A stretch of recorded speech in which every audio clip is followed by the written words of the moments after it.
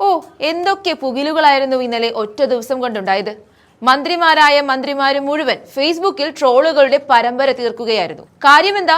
ഷാഫി പറമ്പിൽ കോൺഗ്രസ് നേതാവിന്റെ കഴുത്തിനു പിടിച്ച് വേദിയിൽ ഉന്തും തള്ളുമായി മൈക്കിന് വേണ്ടി പിടിവലിയായി. ഇങ്ങനെയുണ്ടോ ഒരു ഐക്യജനാധിപത്യ മുന്നണി എന്നതാണ് CPM-ന് ട്രോൾ ഉണ്ടാക്കാൻ കിട്ടിയ വിഷയം. പക്ഷേ നേരം വൈകിയ നേരത്ത് എനിക്ക് സംസാരിക്കാൻ മൈക്ക് വേണ്ട എന്ന് പറഞ്ഞ ഷാഫിയെ ഒരു മാപ്രകളും കണ്ടില്ല.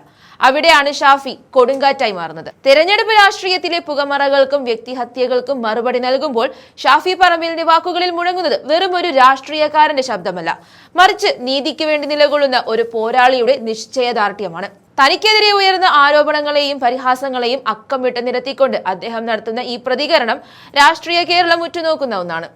അടിസ്ഥാനരഹിതമായ ആരോപണങ്ങൾ ഉന്നയിക്കുന്നവർ സ്വന്തം രാഷ്ട്രീയ മര്യാദയാണ് ചോദ്യം ചെയ്യുന്നതെന്ന് അദ്ദേഹം ഓർമ്മിപ്പിക്കുകയാണ്. തന്നെ വ്യക്തിപരമായി തകർക്കാൻ ശ്രമിക്കുന്നവർ മറന്നുപോകുന്നത് താൻ പ്രതിനിധീകരിക്കുന്നത് തന്നെ വിശ്വസിക്കുന്ന ആയിരക്കണക്കിന് മനുഷ്യരുടെ വികാരങ്ങളെയാണെന്ന് ഷാഫി തുറന്നടിക്കുകയാണ്. വിമർശനങ്ങൾ ജനാധിപത്യത്തിന്റെ ഭാഗമാണെന്നും എന്നാൽ അത് വ്യക്തിപരമായ അധിക്ഷേപങ്ങളിലേക്ക് തരം താഴുമ്പോൾ മൗനം പാലിക്കുന്നത് ഭീരുത്വമാണെന്നും അദ്ദേഹം വ്യക്തമാക്കുന്നു. തന്നെ കുറ്റം പറയുന്നവർക്ക് പിന്നിൽ രാഷ്ട്രീയമായ പാപ്പരത്തമാണുള്ളത്.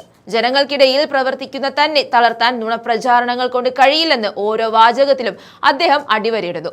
ആരോപണങ്ങളുടെ ശരശയ്യയിൽ കിടക്കുമ്പോഴും തന്റെ ആത്മവിശ്വാസം തകരില്ലെന്നും ജനങ്ങൾ തന്നിൽ അർപ്പിച്ച വിശ്വാസം സംരക്ഷിക്കാൻ ഏതറ്റം വരെയും പോകുമെന്നും ഷാഫി പ്രഖ്യാപിക്കുന്നു. തന്നെ വളഞ്ഞാക്രമിക്കുന്നവർക്ക് മുന്നിൽ തല കുനിക്കാതെ അവർ ഉന്നയിക്കുന്ന ഓരോ ചോദ്യത്തിനും കൃത്യമായ ഉത്തരമുണ്ടെന്ന് അദ്ദേഹം ഓർമ്മിപ്പിക്കുകയാണ്. വികസനത്തെക്കുറിച്ചോ രാഷ്ട്രീയ നിലപാടുകളെക്കുറിച്ചോ സംവദിക്കാൻ ധൈര്യമില്ലാത്തവരാണ് തനിക്കെതിരെ ചെളിവാരി എറിയുന്നതെന്നാണ് ഷാഫിയുടെ പ്രധാന വാദം. ഇരുട്ടിന്റെ മറവിൽ നുണകൾ പടച്ചുവിടുന്നവർ പകൽ വെളിച്ചത്തിൽ ജനങ്ങളെ അഭിമുഖീകരിക്കാൻ ഭയപ്പെടുന്നു. തന്നെ വേട്ടയാടാൻ ശ്രമിക്കുന്നവർ യഥാർത്ഥത്തിൽ ഭയപ്പെടുന്നത് തന്റെ രാഷ്ട്രീയത്തെയാണെന്ന് അദ്ദേഹം പരിഹസിക്കുന്നു. ഈ പോരാട്ടം തനിക്ക് വേണ്ടിയല്ല, മറിച്ച് തന്നെ വിശ്വസിക്കുന്ന സാധാരണക്കാരായ ജനങ്ങൾക്ക് വേണ്ടിയാണെന്ന് ഷാഫി പറയുന്നു. ഏതു പ്രതിസന്ധിയിലും തളരാതെ മുന്നോട്ടു പോകാനുള്ള കരുത്ത് തന്റെ സത്യസന്ധതയാണെന്ന് അദ്ദേഹം ഉറച്ചു വിശ്വസിക്കുന്നു. വാക്കുകൾ കൊണ്ട് മുറിവേൽപ്പിക്കാൻ ശ്രമിച്ചവർക്ക് സ്നേഹം കൊണ്ടും കർമ്മം കൊണ്ടും മറുപടി നൽകുമെന്നാണ് ഷാഫിയുടെ നിലപാട്. തന്നെ ഇല്ലാതാക്കാൻ ശ്രമിക്കുന്നവർക്ക് കാലം മറുപടി നൽകുമെന്നും ജനകീയ കോടതിയിൽ താൻ കുറ്റക്കാരനല്ലെന്ന് തെളിയുമെന്നും അദ്ദേഹം പ്രത്യാശ പ്രകടിപ്പിക്കുന്നു. ശത്രുക്കളുടെ കുപ്രചാരണങ്ങൾ തന്നെ കൂടുതൽ കരുത്തനാക്കുകയുള്ളൂവെന്ന് പറഞ്ഞുകൊണ്ടാണ് ഷാഫി തന്റെ പ്രതികരണം അവസാനിപ്പിക്കുന്നത്. നീതിയുടെയും സത്യത്തിന്റെയും പാതയിൽ താൻ ഒറ്റയ്ക്കല്ലെന്നും ഒരു വലിയ ജനസമൂഹം കൂടെയുണ്ടെന്നുമുള്ള ഉറച്ച ബോധ്യം ഷാഫിയുടെ ഓരോ വാക്കിലും നിഴലിച്ചു കാണാം. ഞാൻ നോക്കിയപ്പോൾ CPM പ്രൊഫൈലിലൊക്കെ വലിയ ആഘോഷമാണ്. കുറ്റ്യാടിയിൽ വലിയ എന്തോ സംഭവം നടന്നു. കുറ്റ്യാടിയിൽ വലിയൊരു സംഭവം നടക്കും, അത് ഇപ്പോഴല്ല, അത് മെയ് മാസം വോട്ടെണ്ണുമ്പോൾ നിങ്ങൾ കാണും. അതിനു വേണ്ടിയുള്ള ഒരുക്കങ്ങൾ അവിടെ നടന്നിട്ടുണ്ട്. ഞാൻ ദീർഘമായി അതിലേക്കൊന്നും കടന്നു പോകാൻ ആഗ്രഹിക്കുന്നില്ല. ഒരു സ്വകാര്യം പറയാ, വേറെ ആരോടും പറയണ്ട. ഇതിപ്പോ ഏതാണ്ട് നമ്മുടെ പര്യടനമൊക്കെ പോലെ തന്നെയായി. 4:30 മണി മുതൽ എത്തി കാത്തിരുന്നാണ് 8:30 മണിയായി. വഴിയിലുടനീളം ജനങ്ങൾ ഈ ജാഥയെ സ്വീകരിക്കാൻ വേണ്ടി നിൽക്കുകയാണ്. വഴിയിലുടനീളം സ്വീകരണ പോയിന്റുകളിൽ മാത്രമല്ല, ജനത നെഞ്ചേറ്റിയ ജാഥയാണ്. ഞാൻ ആലോചിച്ച് കുറ്റ്യാടി പരിപാടിയുടെ ഒരു ചെറിയ സംഭവം ഇങ്ങനെ ഫേസ്ബുക്കിലിട്ട് തള്ളിമറിക്കാൻ മാത്രം CPM-കാർക്ക് ഇപ്പൊ എന്താ പറ്റിയെന്ന്. അപ്പോഴാണ് എനിക്ക് മനസ്സിലായത്, അവരുടെ ജാഥയുടെ ഫോട്ടോ വീഡിയോ ഇട്ട് നോക്കുമ്പോൾ അതിൽ ജാഥാ നായകൻ പ്രസംഗിക്കുമ്പോൾ ആളുകൾ എഴുന്നേറ്റ് അങ്ങോട്ട് ജാഥ നടത്തുന്നതാണ് നമ്മൾ കാണുന്നത്.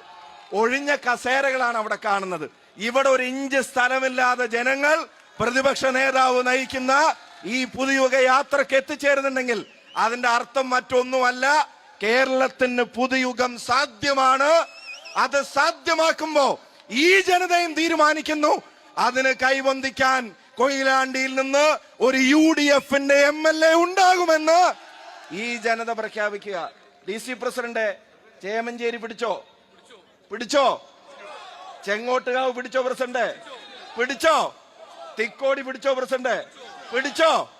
മൂടാടിയും പിടിച്ചത് അത് മറ്റേ ഏർപ്പാടും കൊണ്ടാണ് ചില കള്ളത്തരം. അതും നമുക്ക് ഭരണത്തിൽ വരുമ്പോ ശരിയാക്കാം. പയ്യോളി മുനിസിപ്പാലിറ്റി പിടിച്ചോ, അതും നിലനിർത്തി. കൊയിലാണ്ടി മുനിസിപ്പാലിറ്റി തന്നെ 1-2 സീറ്റിന്റെ, അതും 100-ൽ താഴെ വോട്ടിന്റെ സാരല്ല, കുറച്ചും കൂടെ ജോലി ചെയ്തിട്ട് അതിന്റെ കുറവും കൂടെ നിയമസഭാ തെരഞ്ഞെടുപ്പിൽ നിങ്ങൾ തീർക്കണം. തീർക്കുവോ? വാക്കാണോ? ഈ ജാഥ വർഗീയത പറയുന്ന ജാഥയല്ല, ഈ ജാഥ വിദ്വേഷം പറയുന്ന ജാഥയല്ല.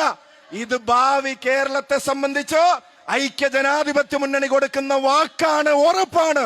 അതാണ് പ്രതിപക്ഷ നേതാവ് ഇവിടെ വരുന്നത്. ഞാൻ അവസാനിപ്പിക്കുക, ബാക്കി നിങ്ങൾ നോക്കിക്കോളല്ലോ. ഒന്ന് നെഞ്ചിൽ കൈവച്ച് പറ, കൊയിലാണ്ടി പിടിച്ചെടുക്കൂലേ? ഉറപ്പല്ലേ? നിങ്ങൾക്ക് എല്ലാവർക്കും അഭിവാദ്യങ്ങൾ.